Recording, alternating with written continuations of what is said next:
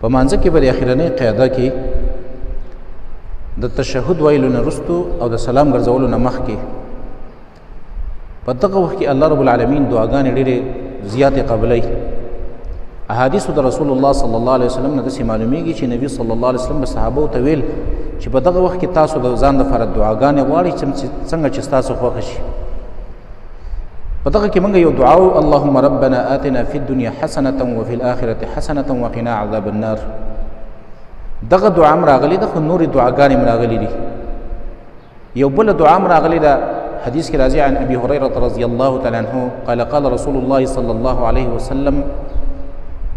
ابي هريره رضی الله تعالی عنه فرمایي رسول الله صلی الله علیه وسلم فرمایلی دي اذا تشهد احدكم، کله چې یو کس تاسو کې تشهد وایي نو فليستعذ بالله من 40. د الله رب العالمین نه د څلورو شیانو نه فنا غواړي په دغه وخت کې، یعنی د سلام ګرځولو نه مخکې او د تشهد ویلو نه وروستو د څلورو شیانو نه د الله نه فنا غواړي. او دا دعا وی چې اللهم اني اعوذ بك من عذاب جهنم ومن عذاب القبر ومن فتنة المحيا والممات ومن شر فتنة المسيح الدجال. دا دعا یادول پکار دي، دا په دغه وخت کې ویل پکار دي.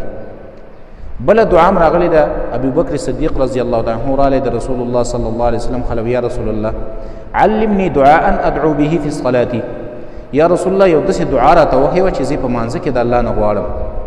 نو نبی صلی الله علیه وسلم ورته دا دعا وښودله چې اللهم اني ظلمت نفسي ظلما كثيرا ولا يغفر الذنوب الا انت فاغفر لي مغفرة من عندك وارحمني انك انت الغفور الرحيم.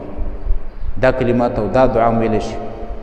یو بل دعا معاذ رضی الله تعالی عنہ ته نبی صلی الله علیه وسلم ښودلې وه چې د مانځه په اخره کې دغه دعا وایه. هغه دا دعا ده چې اللهم اعني على ذکرک وشکرک وحسن عبادتک. دا دعاګانې یادول پکار دي. دغه ډېر قیمتي وخت دی په مانځه کې د سلام ګرځولو نه مخکې الله پکې دعاګانې قبلوي.